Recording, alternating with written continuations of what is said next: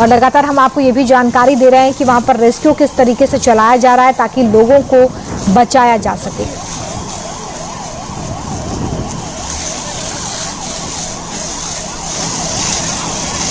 तो गुजरात के अहमदाबाद में एयर इंडिया का प्लेन AI-171 क्रैश हुआ है। क्रैश साइट से आसमान में काला धुआं उठता देखा गया। रेस्क्यू टीमें मौके पर हैं। टेक ऑफ के तुरंत बाद ही हादसे का सवार हो गया, जिसमें क्रू मेंबर्स समेत 242 लोग इस प्लेन में सवार थे। अहमदाबाद पुलिस कंट्रोल रूम ने इस बात की पुष्टि भी कर दी है। जो जानकारी सामने आ रही है उसमें बताया गया है कि विमान अहमदाबाद से लंदन की तरफ जा रहा था। अहमदाबाद एयरपोर्ट से जैसे इस विमान ने टेक ऑफ किया, उसके कुछ ही देर बाद मेघानी नगर में ये प्लेन क्रैश हो गया। और देखिए, इस प्लेन के बारे में अगर बात करें तो बोइंग 787 ड्रीम लाइनर की डिज़ाइन की गई जो अवधि है, मतलब कि जो लाइफ शेल है, वो 44,000 उड़ान चक्र है, यानी कि 30 से 50 साल की संभावित लाइफ इस प्लेन की बताई जाती है। और लंबे समय तक सेवा में इस तरह के जो जेट्स हैं वो नहीं रहते हैं, बस जितनी लाइफ शेल्फ है उतनी ही देर तक इसका इस्तेमाल किया जाता है, लेकिन 30 से 40 और 50 साल तक इसका संभावित यूज़ किया जा सकता है। 787 की मजबूती बेड़े और रिटायर्ड योजना में अधिक लचीलापन भी ये प्रदान करती है। अहमदाबाद में गिरा प्लेन जो है वो सिर्फ 11.5 साल पुराना था। मतलब ये प्लेन को अगर आप टेक्निकल तौर पर देखें, इसके जो पैरामीटर्स हैं वो देखें कि आखिर प्लेन कितना पुराना था, या प्लेन में कभी कोई खराबी तो नहीं थी जिसकी वजह से ये क्रैश हुआ, तो सिर्फ 11.5 साल ये पुराना था, जबकि 50 साल तक आराम से इसका इस्तेमाल किया जा सकता है। बोइंग 787 ड्रीम लाइनर एक वाइड बॉडी मिड साइज और लॉन्ग रेंज एयरक्राफ्ट है, और इसमें सीटों की बात की जाए तो 210 से 250 सीटों के साथ ही आता है।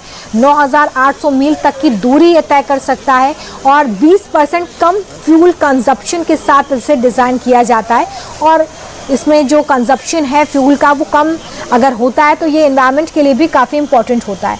तो अगर इसकी पूरी बनावट की बात की जाए, जो लाइफ शेल्फ है उसकी बात की जाए, तो उस पैरामीटर पे फिलहाल ये प्लेन जो है वो ठीक नज़र आता है, क्योंकि सिर्फ 11.5 साल पुराना था, लेकिन बावजूद इसके आखिर क्यों ये प्लेन क्रैश हो गया। वो जो मेजर कॉल थी, इमरजेंसी कॉल थी जो कि ATC को भेजी गई थी पायलट सुमित सब्रवाल की तरफ से, उसका क्या कारण था ये ज़रूर देखना होगा। और देखिए, जब इस तरह के विमान क्रैश होते हैं तो एक ब्लैक बॉक्स भी होता है विमान में जो हादसे की पूरी जानकारी देता है। तो वो ब्लैक बॉक्स कब बरामद होता है जिससे इस पूरे विमान हादसे की असल वजह पता लग सकेगी, वो भी देखना महत्वपूर्ण होगा, क्योंकि जो ब्लैक बॉक्स होता है वो एक तरीके से आप समझिए कि प्लेन में जो भी बातचीत पायलट्स और ATC के बीच में हो रही है वो सब कुछ इसमें रिकॉर्ड होती है। तो वो ब्लैक बॉक्स जो है वो कब बरामद होता है वो भी देखना इमरजेंसी इस सिचुएशन में इम्पोर्टेंट होगा, ताकि ये पता चल सके कि आखिर असल वजह इस पूरे विमान हादसे की क्या रही है। लेकिन अभी सबसे बड़ी प्रायोरिटी यही है कि वहाँ पर जो लोग जख्मी हुए हैं उन्हें बचाया जाए,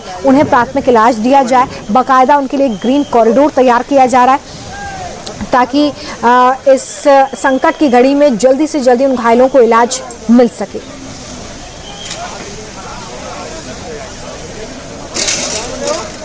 तो अहमदाबाद में हुए विमान हादसे की कई तस्वीरें और वीडियोस हम आपके सामने रख रहे हैं। ये हादसा कितना भयावह था, तुरंत टेक ऑफ किया और विमान क्रैश हो गया।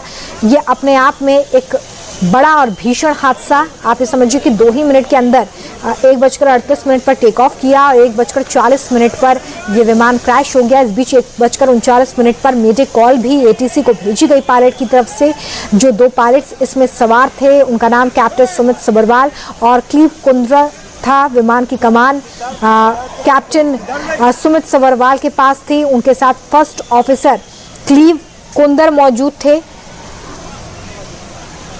और सुमित सब्रवाल के पास 200 घंटों के अनुभव वाले LTC हैं। क्लीव कुंदर की बात की जाए तो 11 घंटे का फ्लाइट एक्सपीरियंस उनके पास था। वो फ्लाइट के फर्स्ट ऑफिसर थे।